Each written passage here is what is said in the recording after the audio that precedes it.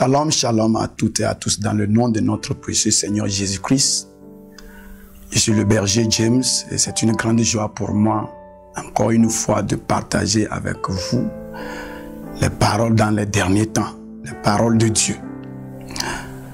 Et nous allons prier. Seigneur Jésus-Christ, nous nous posons toujours cette question, pourquoi tu as accepté de prendre le nom, la parole? Et nous finissons par comprendre que c'est parce que toute chose a été créée par elle. Rien de ce qui a été créé n'a été créé sans elle. En elle était la vie. Et nous savons que si tu es parole, ça veut dire que tu es notre vie. En ce moment, nous voulons recevoir la vraie vie. Viens et manifester cette vie à travers ce message au nom de Jésus-Christ. Amen. Je voudrais partager avec vous ce petit message que j'ai intitulé « Les 3 manières pour devenir Dieu ». Vous savez, ce ministère-là, c'est un ministère qui est basé sur la présence de Dieu, ramener le corps de Christ à l'intimité avec Christ.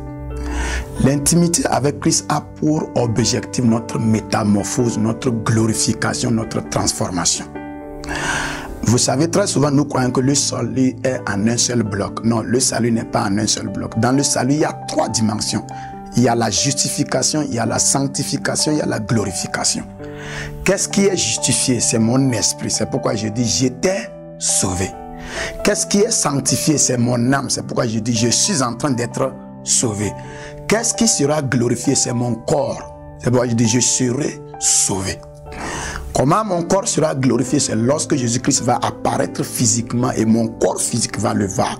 C'est ce que nous tous nous attendons dans ces derniers temps, c'est-à-dire l'enlèvement. Le jour où il va apparaître et tout œil va le voir, tu vas voir que ces signes seront glorifiés.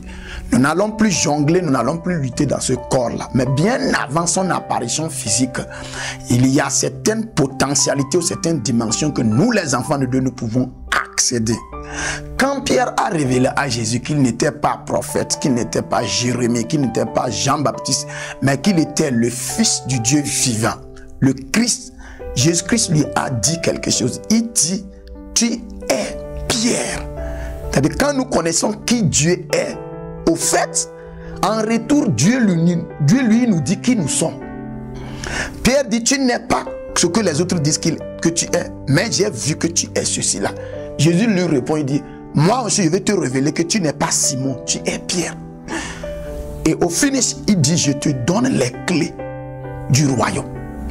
Imagine si Pierre garde mal ces clés-là et Satan accède à ces clés-là. Il va prendre la position de Pierre, il va faire les choses, les résultats, il va les produire comme si c'était Pierre, mais pour l'avancement de lui, son royaume. Autrement dit, je suis en train de dire que bien sûr que Jésus-Christ n'est pas encore apparu physiquement pour que nos corps soient glorifiés. Mais ayant déjà certaines clés, nous pouvons accéder à ces clés-là et déclencher certaines manifestations sur la terre ici. C'est l'avant-goût de ce qui va se passer. Et c'est ce que l'Église doit manifester dans ces derniers temps. Mais nous devons comprendre quelque chose, que le faire n'est pas important plus que l'être. Nous devons être d'abord avant de pouvoir faire. Si nous ignorons qui nous sommes, nous ne pourrons pas faire ce que nous sommes appelés à faire. L'Église a des problèmes parce qu'il y a ces 2 questions-là, nous n'arrivons pas à répondre adéquatement. Qui sommes-nous? Où sommes-nous? Tu vois, ces 2 questions-là sont très importantes. Nous sommes où? Nous sommes qui? Nous ne connaissons pas en réalité ce que nous sommes. Voilà pourquoi Satan, à un moment donné, vient nous dire qui il veut que nous soyons. Et nous acceptons cela. Nous ne savons pas où nous sommes. Satan vient nous dire où nous sommes. Je me pose la question, ça va dire qui est omniscient. Comment il vient et il appelle Adam, il pose la question, où es-tu? Il ne voit pas. Il voit tout, mais cette question-là, ce n'était pas pour que Dieu acquiert une information. C'était pour que Adam reconnaisse qu'il a perdu une place. Et dans ces derniers temps, l'Église doit rentrer dans cette dimension-là pour se préparer. Oui, Jésus-Christ vient et les signes prouvent qu'il est proche. Mais il ne vient pas pour une telle église comme ça. Cette église désorganisée, cette église qui ne manifeste pas la vraie gloire, Jésus-Christ ne va pas venir pour une telle église.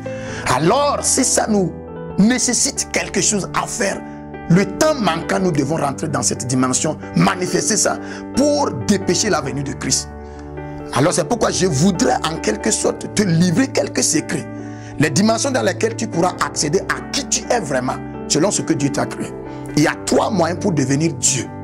Et malheureusement, parmi ces 3 moyens, il y a un moyen que ce n'est pas nous les hommes ou bien nous les enfants de Dieu qui utilisons ça, mais c'est l'ennemi qui a utilisé ça. Le premier moyen, simplement, pour devenir Dieu, c'est naturellement être né de Dieu. Dieu ne met pas au monde un homme parce qu'il n'est pas homme. Dieu engendre Dieu. La Bible dit dans Jacques chapitre 1 verset 18, il dit, dans sa volonté, par sa parole, il nous a engendrés en quelque sorte pour que nous devenions la prémisse de ces créatures. Quand tu entends le mot engendrer, ça veut dire qu'il nous a dupliqué. Il s'est dupliqué, il est devenu Dieu. Une partie de lui c'est lui, une autre partie de lui c'est nous. Ça veut dire que nous sommes devenus des dieux. Quand Dieu met au monde quelque chose, cette chose-là devient Dieu parce que ça a pris la naissance et la source, la nature de la source. C'est pourquoi Dieu prend le nom Abba. Abba signifie source, Abba signifie soutien. C'est de lui que nous tirons notre divinité.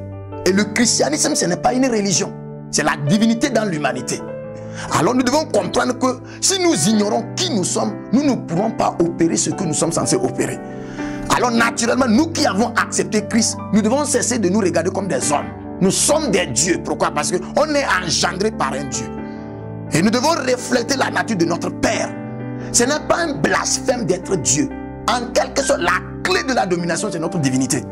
Si nous chutons de la divinité à l'humanité, nous ne pourrons pas dominer. Satan va en quelque sorte utiliser certains moyens pour pouvoir nous empêcher d'atteindre cette dimension-là. Regarde, Satan a regardé le corps mort de Moïse. Il était prêt à tout faire pour pouvoir prendre ce corps-là. Pour faire quoi? Les hommes disaient c'est mort, Moïse est mort. Mais Satan disait que vous ne voyez pas quelque chose. Il y a quelque chose dans ce corps-là que si j'arrive à prendre ça, je vais cesser d'être un simple Satan. Je vais commencer à être un Satan terrible. Alors tu dois comprendre qu'il y a beaucoup de choses que si nous n'accédons pas, nous allons baver sur cette terre-là. Le deuxième moyen pour devenir Dieu, c'est lorsque Dieu t'appelle que tu es Dieu. C'est lorsqu'il t'appelle. Si Dieu dit tu es chien, tu seras chien.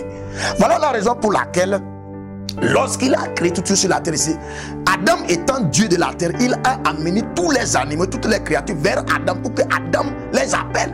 C'est Adam qui a laissé que le lion est devenu lion. Sinon, quand Dieu a créé, on ne sait pas c'est quoi. C'est Adam qui a fait usage de sa divinité pour donner le nom. Toi, tu seras lion, toi, tu seras oiseau, toi, tu seras poisson, toi, tu seras baleine, toi, tu seras ceci-là. La capacité de donner des noms. Quand Dieu t'appelle Dieu, tu deviens automatiquement Dieu. Dans Psaume 82, il dit, j'avais dit, vous êtes des dieux. Il ne faut pas laisser que quelqu'un te trompe.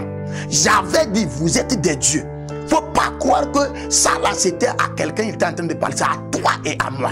Dieu avait dit, et Dieu ne change pas de parole. Il continue de le dire aujourd'hui, nous sommes des dieux. Mais c'est l'ignorance qui fait que nous bavons, nous tombons comme des simples hommes. J'avais dit, vous êtes Dieu, Dieu. Et quand Dieu t'appelle Dieu, tu es Dieu. Peu importe qui, peu importe quoi, tu es Dieu. Et Dieu nous a déjà appelés Dieu. Nous sommes des dieux. Peu importe ce que tu vas me confirmer, mon Dieu m'appelle Dieu, j'accepte, je suis Dieu. L'obéissance, c'est d'accepter ce que Dieu te dit que tu es. C'est l'humilité falsifiée. Oh non, moi je suis chair et sang. Tu n'es pas chair et sang, tu es Dieu. Tu utilises le sang, tu utilises la chair pour te manifester sur cette terre-là. Mais tu es un Dieu en origine. Alors le troisième moyen par lequel tu peux devenir Dieu, malheureusement ce moyen-là, ce n'est pas notre moyen. C'est lorsque quelqu'un, une créature ou bien quelqu'un arrive à aveugler Dieu. Regarde, imagine aujourd'hui tu arrives à mettre un voile sur les yeux de Dieu qui va commencer à le conduire, ça sera toi. Et quand toi tu conduis un Dieu qui est aveugle, tu deviens son Dieu. Tu deviens son Dieu. Et la Bible nous dit dans 2 Corinthiens chapitre 4 verset 4, on dit, pour les incrédules dont le Dieu de ce siècle. Comment Satan est devenu le Dieu? Parce qu'il a aveuglé les yeux. Tu vois, quand tu refuses d'être Dieu là, Satan, tu es en train de remettre cette divinité à Satan. Satan va te dire, oui, toi tu es chair et sang, accepte ça, et moi je serai Dieu. En quelque sorte, Satan, c'est illégal pour lui d'être Dieu. Mais la Bible l'appelle le Dieu de ce siècle. Comment il est arrivé à cette dimension-là? En t'aveuglant. Si Satan arrive à t'aveugler, il devient ton Dieu. S'il t'inculque certaines connaissances et tu acceptes ça, il va devenir ton Dieu. Malheureusement, aujourd'hui, dans les églises, il y a certains enseignements qui émanent de Satan. L'objectif est d'aveugler les chrétiens. Quelqu'un va te dire, sans moi, tu n'es rien. Il ment. Quelle que soit son autorité, il ment. La meilleure façon de devenir définir un prophète, ce n'est pas celui qui voit ce que tu as vu, ce n'est pas celui qui voit ce que tu as apporté, c'est celui qui peut d'une manière facile à te conduire vers son Dieu. Un prophète a pour mission de te rendre facile l'accès de ton Dieu. Quand il permet que tu puisses accéder d'une manière simple et facilement à ton Dieu, il est prophète. Ce n'est pas quand il prophétise. On n'est pas prophète parce qu'on prophétise, on est prophète à cause du fait qu'on a un Dieu, qu'on lie les gens à ce Dieu-là. Alors vous devez comprendre, dans ces derniers temps, c'est à nous de nous lever et empêcher Dieu, Satan, d'être toujours Dieu de ce siècle-là. Maintenant que nous acceptons que nous sommes des dieux dans ce siècle-là, on le rejette. Satan n'est pas Dieu. Il ne peut pas nous aveugler. Il ne peut pas nous dicter sa volonté. Et ce qui se passe plus précisément dans ce pays Togo-là, nous devons comprendre que c'est seulement les dieux qui pourront amener la solution. C'est les dieux qui doivent se lever. C'est les dieux qui doivent déclarer. Et l'une des qualités d'un Dieu, il parle. Et nous devons apprendre à parler.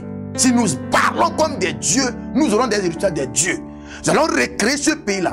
Le Togo est l'Israël de l'Afrique et nous devons rentrer dans certaines dimensions données pour creuser les sources de ce pays-là. Commencer par métamorphoser certaines qualités de ce pays-là. C'est en ce moment que nous allons dominer dans tous les domaines.